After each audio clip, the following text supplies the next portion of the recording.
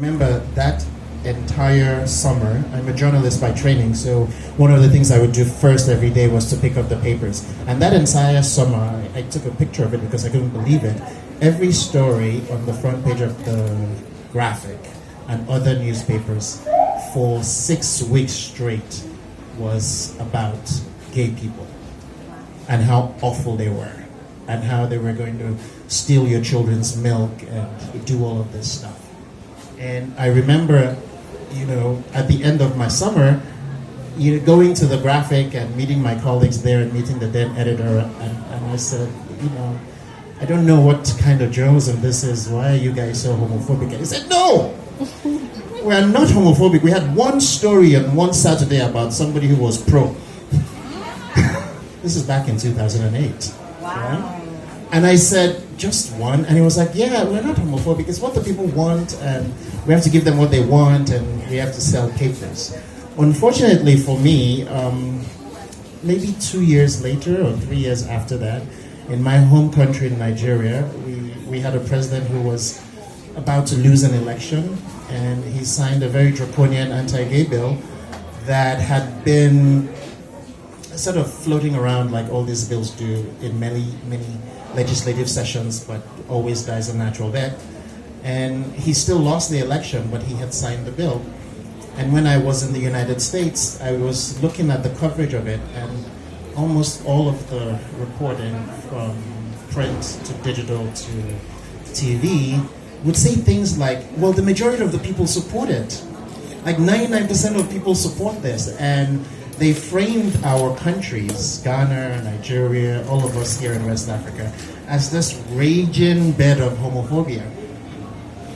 And I said, well, this is not the place that I know, so let me try and tell the stories of some of the people who I know, who have loving families, despite we all have challenges, but are living and loving and thriving and finding ways to navigate this very complicated world where people are telling you that your entire being is influenced from places you've never been, you've never seen, you've never gone to. And that's how Lives of Great Men came about. So it wasn't really so much about putting people's business out there for the sake of it, but I wanted the record to be corrected, right? So when they say that our sexuality in West Africa is very one-dimensional, and we don't have two spirits, and we don't have anybody doing anything, and everything that we have is given to us from yonder. I wanted people to know that that's not true. I mean, a lot of us fuck a lot, but we're not deviants, and we have love, and we have people who love us, and that was how that came about.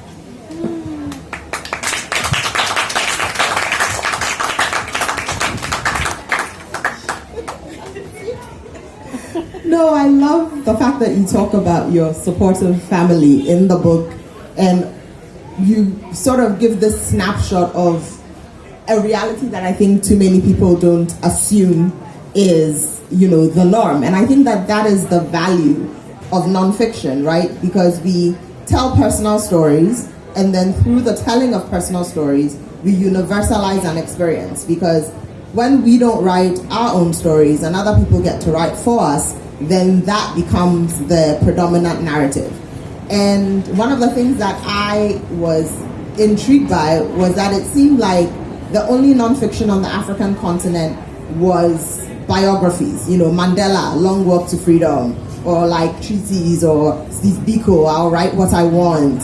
Or the idea was kind of like you have to have done something amazing, lived some insanely big life to feel like you had any authority to speak on it, right? But then outside of Africa, at least in the US and Europe, some of the books that have the most readability are nonfiction books. Diary of Anne Frank, Maya Angelou, I Know Why the Caged Bird Sings.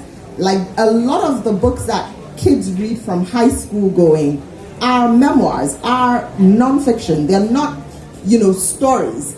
But here, for some reason, when I was growing up in high school studying literature, the idea was that literature was something somebody had made up, And I find that really interesting. And I love the fact that your family was supportive, but I feel like some of the fear people have about writing nonfiction is that even if their immediate circle doesn't have a problem, the larger constituency is going to have beef, right? And part of what makes African society nurturing and welcoming is that we have these communal bonds. But then it also means that there are lots of stakeholders in your business.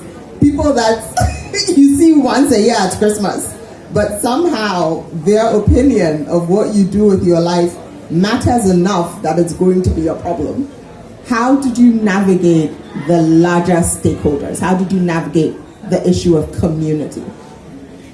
So there are two things. One, I think that there is an idea that when things come out of our world, it's got to be this massively awful, tragic thing, right? There's this sort of like, if you're going to tell this kind of story, you must have all the horrors because that is what is expected of us, right? So, some people call it poverty porn, but there is this phenomenon that for it to be authentically African, for it to be good, it must be this, awful experience where everybody's trying to kill you and they're going to cut your head off and you're going to be just thrown away from the community that you belong to. Yes, some of that happens as we take detail in the book, but I also felt like that narrative was out there already. So if I was going to come from a place of truth, which is where the journalism comes in, then I have to show all the kinds of things that people are going through and how they navigate it. And some of that is because people had loving families. Some of that is because people had families that became their chosen families here on the continent. They didn't need to flee to find people who gave them succor, who gave them support. And some of it is that we have a way of living double, triple lives in plain sight that maybe for some of us it's just normal, but this is it's almost like speaking 3 or 4 languages at the same time. You have to get married, so you're going to have this lovely woman who's going to be your wife and you're going to have children, but you're going to go and find your cook and every Thursday you're going to be busy, right? And everybody sees it and understands it and knows that, okay, this is what it is.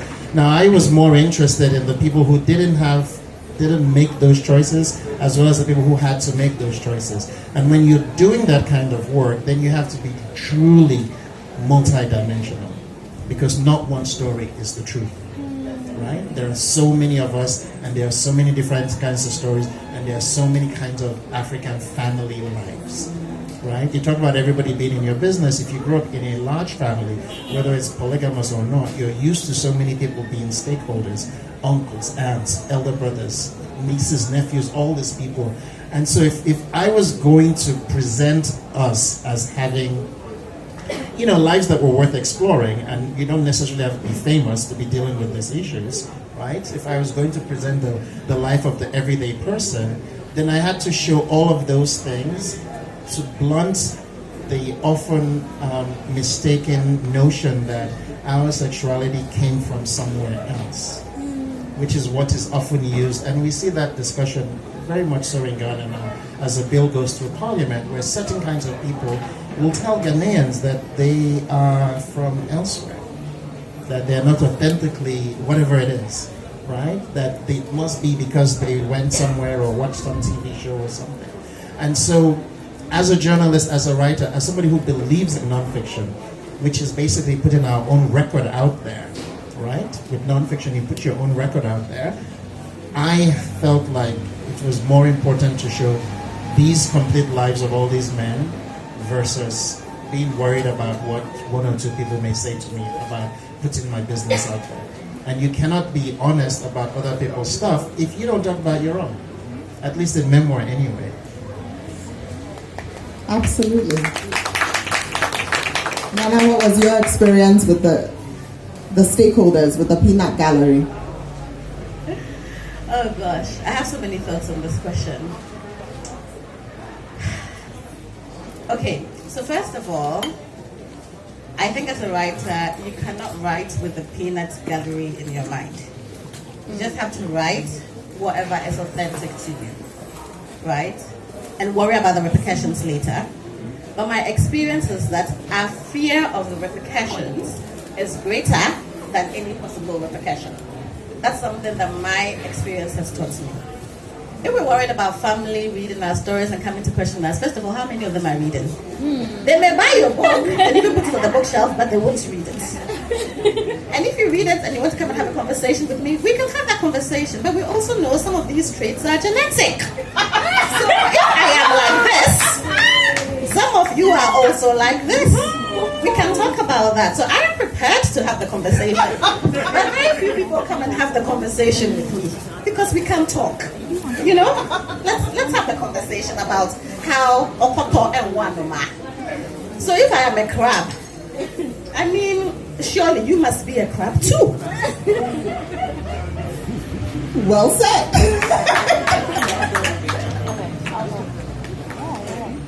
So it's in your family. I know, right? I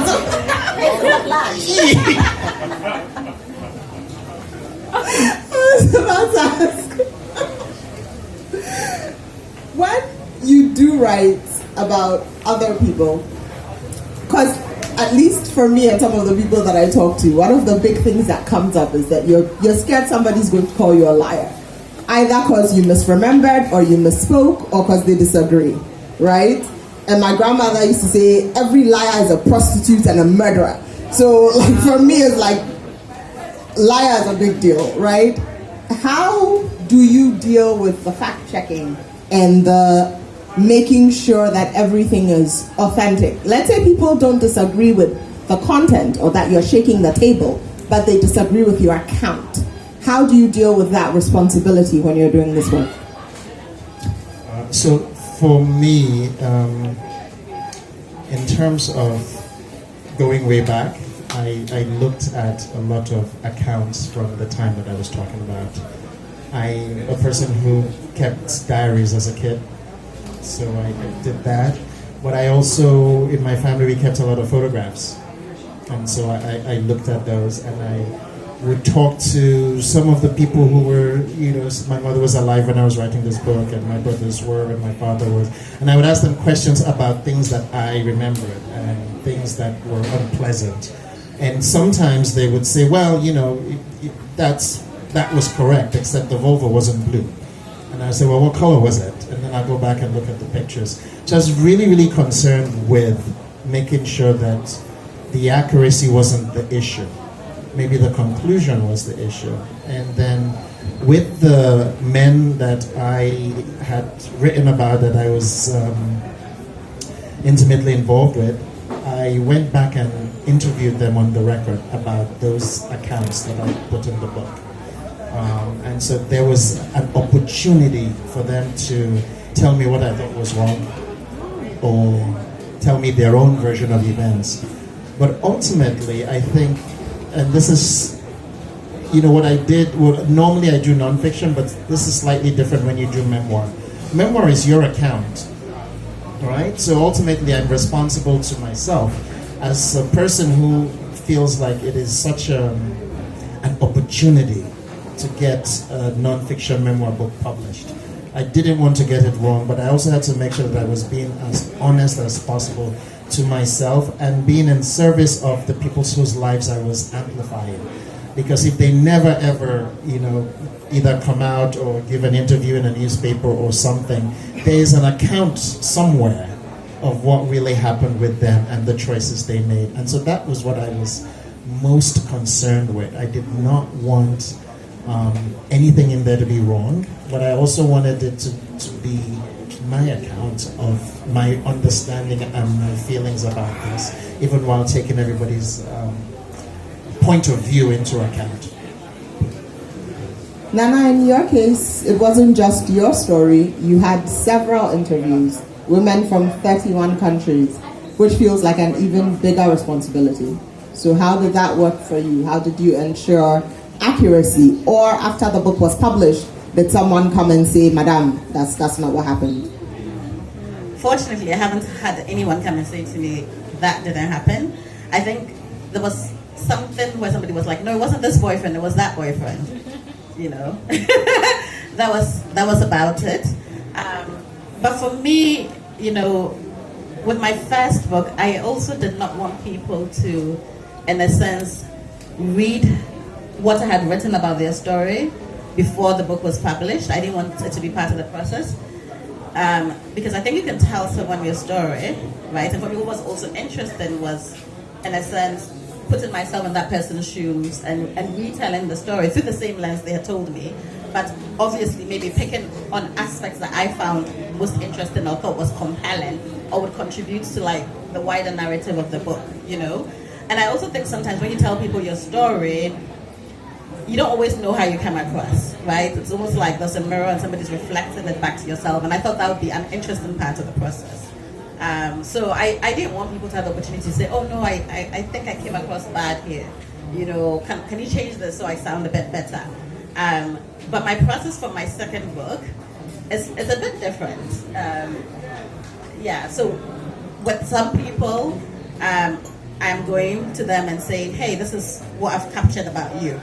Does this resonate? Is this accurate? You know. So, for example, there's a woman who was a survivor of really extreme sexual abuse.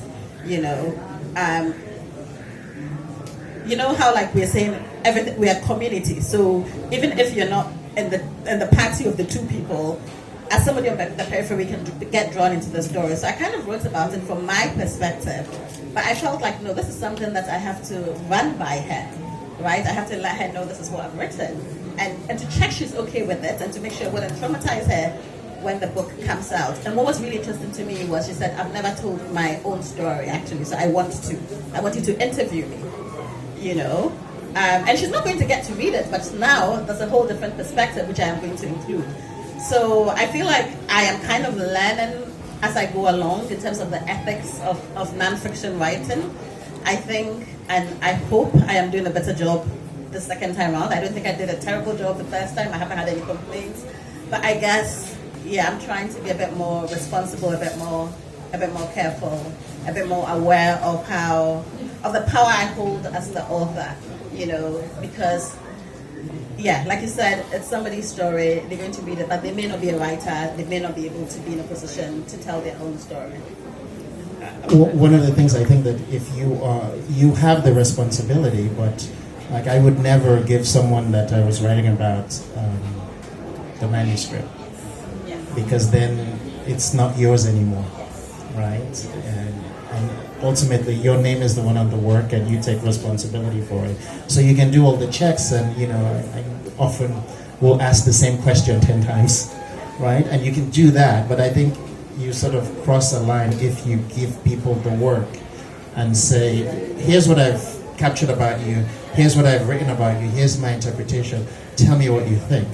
Because if they don't like it, then you're now getting into this back and forth with them, right? And I think the more important thing is for us as the people who are sort of custodians of the story to treat it with the respect that it deserves, but also to verify. Because everyone's story is interesting and can be sad and can pull at the heartstrings, but they're not always complete.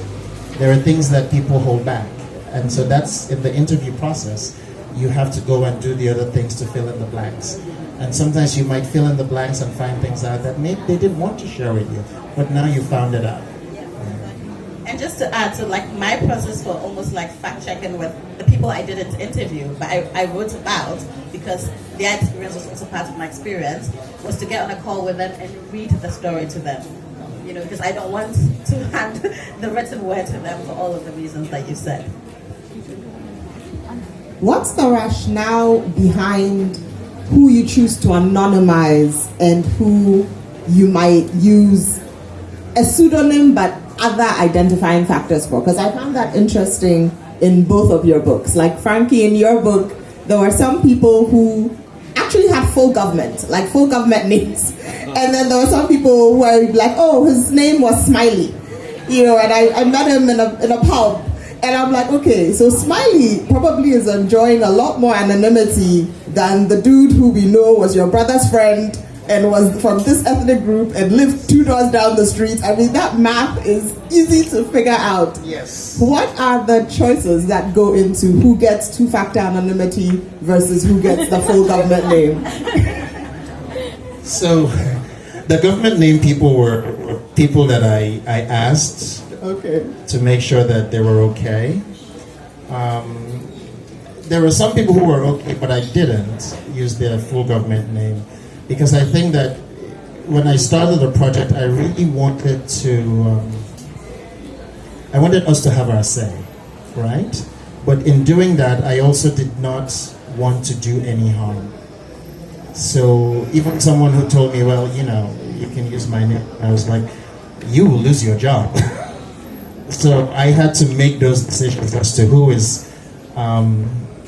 who I should keep hidden from public view, because it would be damaging to them in ways that it would be difficult for them to come back from, right? And even though, he's like, yeah, I trust you, so if you trust me, then let me make that determination, because I know that the moment I put this, you will never get that promotion to senior lecturer.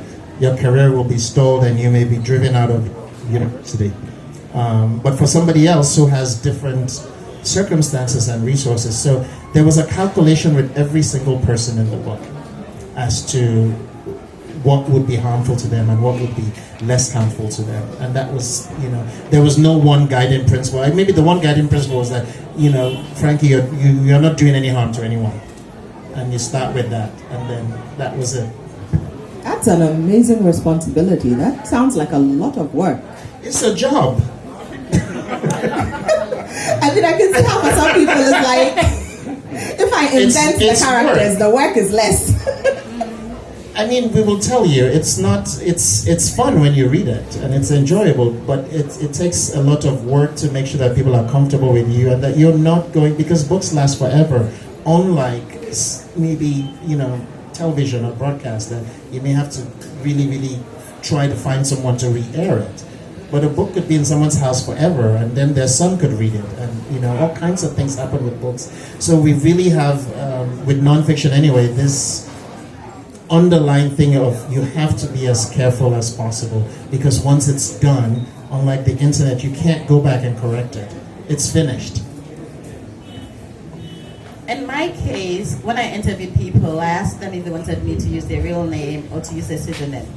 When they said they wanted to use a pseudonym, I asked them to give me a pseudonym that reflected who they were. So if they were Nigerian and Igbo, I wanted an Igbo name, right? And that was really important to me, because for me, like, part of what I wanted to show with the book is how diverse our sexual experiences are, and I also wanted to show that these are real stories. So I didn't want somebody from Ghana to be called Cassandra, even though we have people in Ghana called Cassandra. I wanted them. What's wrong with Cassandra? I don't know. Cassandra could be from anywhere. I wanted, if you were Ghana, to be Nalamle. If you were Ebe, to be Djibouti. I wanted that authenticity. So people made those choices. But apart from the name, I didn't change anything else about the people, even if they requested to be anonymized. Because again, it's a nonfiction book, right? So what's been really interesting is the number of people who are anonymized in my book, that people contact them and say, I read this book, is this you? Quite a few people have had that. And, I ask them, what do you say? And they usually tell the people, yes, it's me. So that's been interesting. When the hardback came out, there was one woman in my book who was anonymous. She'd asked to be anonymous. A year later, when the paperback was coming out, she told me she would now wanted me to use her real name, because she was now in a different place in her life, and so she now felt like she could truly be herself. And so we made that edit. Around the same time, somebody who had used their real name decided they didn't want to use... It's too late. I know, that's what I thought. Decided they want to use their real name again. So again, in the paperback, I changed the person's name from their real name in the original and the paperback, and then the paperback is a different name. But after going through all of that trouble, when a BBC journalist, when sometimes journalists say, can you recommend books to me that are about African women and this? Somebody recommended my book, and the person retweeted it, right? The journalist retweeted it. Then this person, who was now asked to be anonymized, responded saying, I was in that book, you can interview me. I quickly took a screenshot for the records.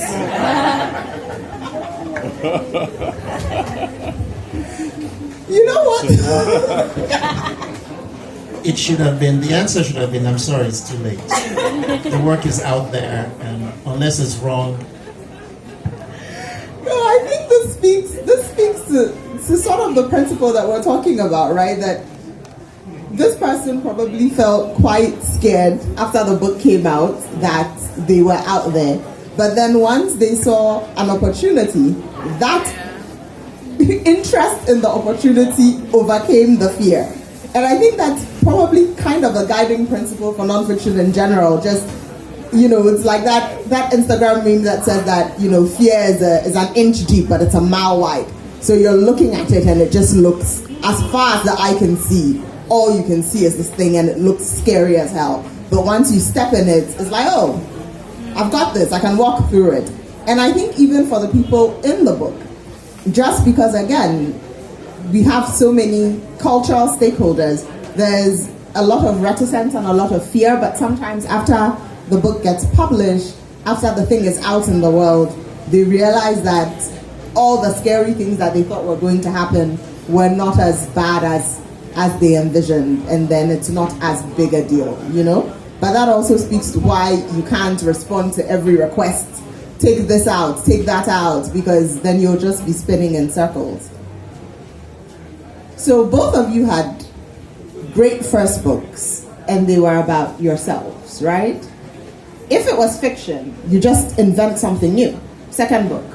But with nonfiction, is there pressure when you're writing a second book to try to say the thing that you haven't said, or to try to, reinvent yourself in some way or have some new perspective? It feels like that would be a different kind of work than having to just invent something the way that a fiction writer would. Do you guys feel pressure to follow your first books with something different that says something different? Is it a different kind of pressure? So I think for me, my work has maybe not exactly been the same, but has focused on the same kinds of things from when I was doing, TV and newspaper journalism in my 20s to now that I'm not in my 20s anymore. But the essence of my work has been telling the story of us in different scenarios, in different circumstances, in different places, in different areas where we're falling into a crack. So when I lived in America, I think the most consequential stories I wrote were stories about us in ways that people did not see us. Whether that resulted in, maternal mortality because our babies were dying because, we weren't going to the hospitals because we didn't have the right paperwork, and that led the government to now say, we're going to make an outreach to these communities where these African people are, or to different kinds of corruption in government. It's always been about us. So in a sense, whether I've used the tool of journalism or nonfiction or some of the short stories I've done, I feel like I've been doing the same kind of work. So the outlets and the pieces may be different, but they generally have the same kind of theme, I've noticed. At least that's the stuff that I'm most proud of. Obviously, sometimes you do work because you have to eat, so you do what is in front of you. But the stuff that people will remember me for will have that quality of always trying to tell the stories of African people who maybe have fallen into a space where they have not been seen, right? And so the next work that I have coming out in book form is in that vein. But I don't feel any pressure because every work is different. Maybe that one, people will hate it or people will love it, but it won't matter because it's the same kind of responsibility I feel in making sure there is a record for us. And that is the great thing about nonfiction, but in fiction as well. You're doing a record of contemporary times so that your story is not hijacked by others to tell you who you are. If we don't do it and we don't continue putting these things out there, then our stories get, told from a totally different lens, so that at some point you won't recognize yourself anymore. I feel like the second book pressure is so real. I think especially if your first book is regarded as critically acclaimed in any way, shape or form, right? I knew that for myself, I wanted the second book to be very different from the first book in the style of writing. I think what I enjoy the most about writing is it's challenging in a way that stretches me, right? In a way where I feel like I'm learning constantly, and the learning is enjoyable, right? And so for me, that was the main difference between what I'm currently working on now and the first book. In terms of writing about yourself, memoir, when I pitched my second book idea to my publishers, the first book, okay, so the thing is, my book was published in the UK and the US. The US version is different from the UK version, because my US editor wanted more of me in the book, right? Because how I originally wrote the book was my story was a love story, end of. But for the US version, she wanted me to sort of talk more and engage more with each woman and say how I got to know them, what it was about their story that I connected with. So their stories like my own story is kind of like interspersed through the book. UK book is very different. So when I was pitching the second book, for me, this was now where I wanted it to be part memoir. I did not think of my first book as part memoir. And my US editor was very, very anxious about that. She was like, are you going to repeat things you've already said in the first book? I'm like, no, I'm not.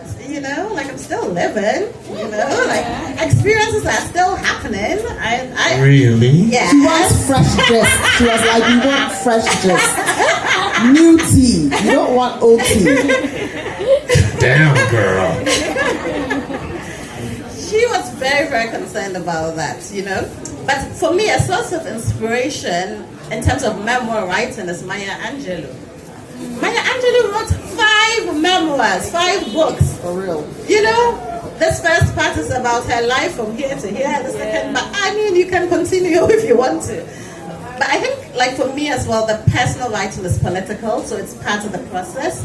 And yeah, now I can't remember the question, sorry. No, you answered it. It was about the pressure for the second book, whether you feel beholden to say something different. And I think you definitely answered that. Okay, this brings me to another point, because I really wanted to ask you guys this. Influencers online talk about how just because you blog about your life or you're on YouTube doing a family channel, there's sort of this intimacy that the viewers think they have with you, right?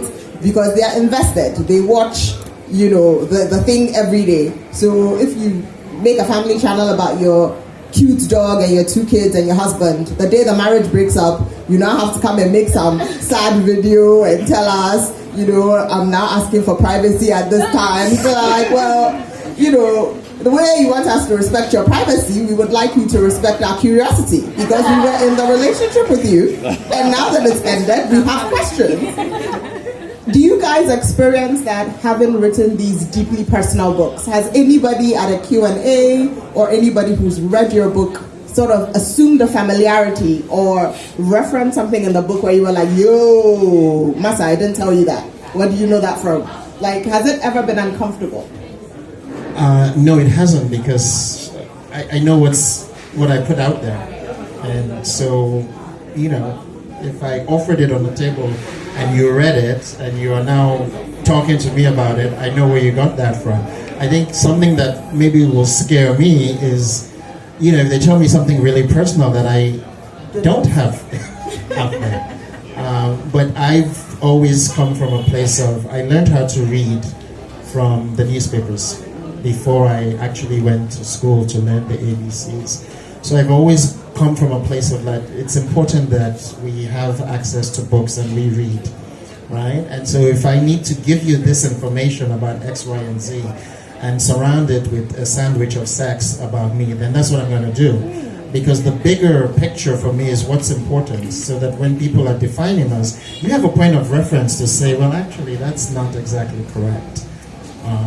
So I'm always thrilled when somebody has read the book and engaged the stuff, even though they know the personal stuff, they feel a little bit familiar, but they've taken more from the book than anything that I've had to give for myself, because it shows up in the way they react in the world with people who are different from them. That's beautiful. Nana, have you had a negative experience or anything mind-blowing or strange? No, not a negative experience. Maybe mind-blowing experiences. I guess the only thing is, when you write about sex and sexuality and you've shared details of your sex life, people have very intimate conversations with you very, very easily, Yeah. And a bit like sex, it would be nice to have foreplay. So sometimes people go straight to the point when you're just not in the mood. And you're just not ready for that conversation, right? It's like, oh, but we didn't even have a glass of wine. We didn't sit and chat, and now you're telling me all your business or asking me all my business, and today I'm not in the mood to talk about it. That's the only challenging thing, but it's a small challenge. Yeah. I feel like both of you guys have an advantage. I don't have that much business. Masa, you have 200 pages of business. I read it. It was a lot of business. Very exciting business. But I feel like as a blogger and as a journalist, both of you come from confessional backgrounds, right? Both of you have professional training in telling your business. And No. So for me, it's completely different. I mean, memoir is the last thing that I wanted to write. I mean, I come from a training that my story and my, if I'm in a story, then it's bad. yeah, as a Right? journalist, Because yeah. my work has always been in service. So I'm here to tell the story of other people and to do it in an unbiased way. So doing memoir for me was kind of difficult, but it was the only way to get the work done. And this was a strategic business decision, because every publisher in the US and in the UK said, why on earth would we publish a story about all these gay men in Africa? Why? Now, if you want to tell us like how you're fucking them, we'll do that. And then the late Binyavenga Wainaina said to me when I was shopping this book, Chike, kill the journalist. Write about you. Write about your friends. Write about their trials, their tribulations. And people will be interested in that. So for me, that was an entry point. But my general nature is that my shit is my shit. Right? Because as a journalist, that's what you're trained to. This is not about you, it's about everybody else. But if I was to tell the story about the kid in Takoradi and the kid in Kumasi and all these people who were contemplating suicide, it wasn't going to move without talking about my interaction with them. So I don't expect that I would be doing 3, 4, 5 memoirs, because it's just not in my thing. But for me to get this work done, to show the story of these great men who I thought were great, even though they were not famous, right? This was the issue I was pushing. These are great people living challenging lives, and these men are doing incredible things, and they deserve to have their stories told. If I was going to do that, then I had to make some sacrifices, and some of those sacrifices were like talking about, all the stuff I was doing. No, that makes perfect sense. Nana, you came from blogging, activist background, in a job where you weren't going to get fired for talking about this stuff, right? So for the average person, what's the advice you have if they want to foray into nonfiction without sort of the muscles that you guys had honed, For somebody who's only written fiction, who only thought of literature as fiction, what is the advice you give them if they now want to start shaking the table? No, that's such a great question. So there was one time when somebody wrote to me and they asked if I could delete a comment that they had made on the blog because they went for an interview and were asked about that comment on the blog. Oh! Yes, of course I went and deleted it.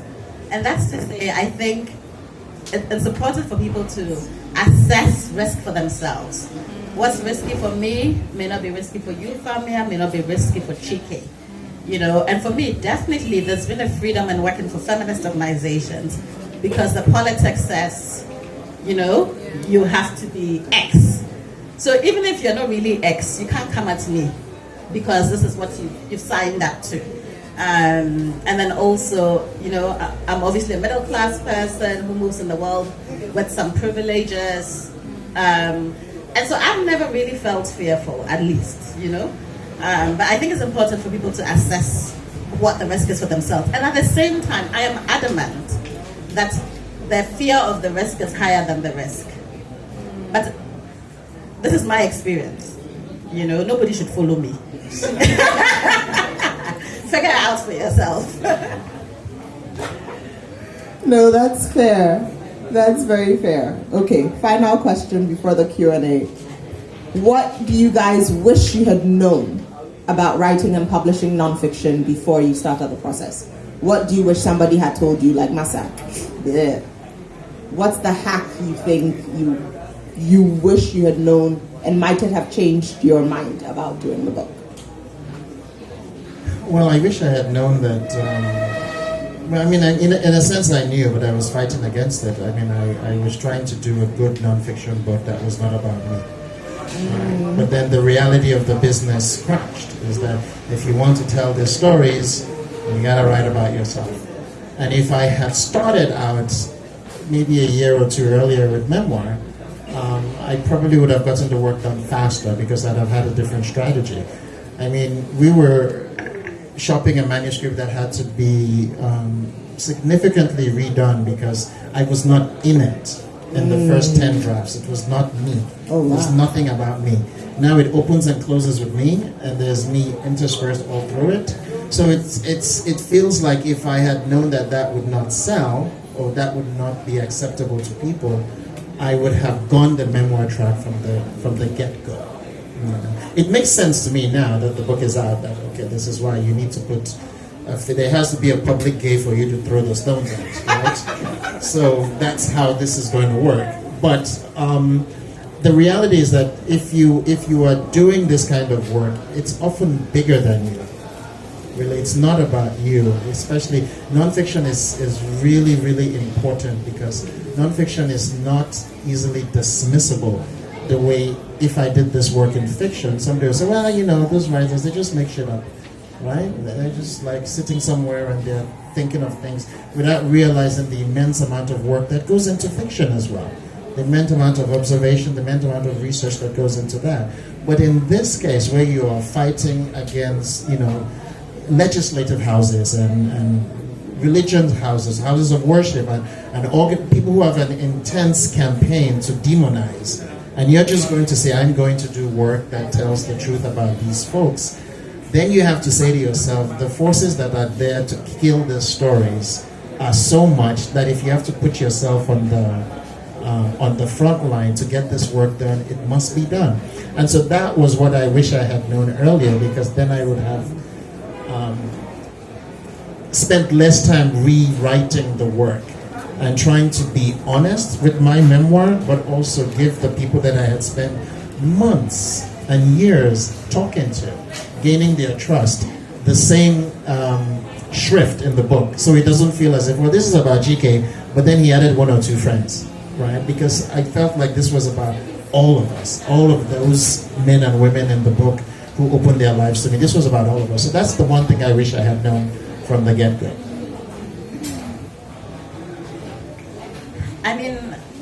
I think what I wish I'd known is not necessarily about nonfiction writing, but writing in general. I think writing is always portrayed as something that's done in isolation. And one of my great joys now is writing communally. Fami is one of my writing partners. We meet online and write. Kobe is like one of my writing partners. Akotua and others, we write in community. And none of these people are writing with me. That's so cool. I just met you, but now you are my main choice. You are my number one. I'm giving you my WhatsApp number. We're writing. And I think I wish I had known that about writing, because I think when you're approaching the computer or the page on your own, it can feel very isolated. But when you're writing with other people, when you're sharing your work with other people, when you're getting feedback in the moment, when you're getting that encouragement, it really helps to keep you committed, because I think writing is perseverance. You know, I mean, 10 drafts of a book, right? I know. You need a lot of perseverance. And if you have a writing community around you, I think that makes a world of difference. Well said. Well said. I want to ask you guys to ask some questions, but our mic situation is a little limited, so I'm going to give Frankie this one, and then I'm going to come into the audience with this one if anybody has any questions, no matter how big or small.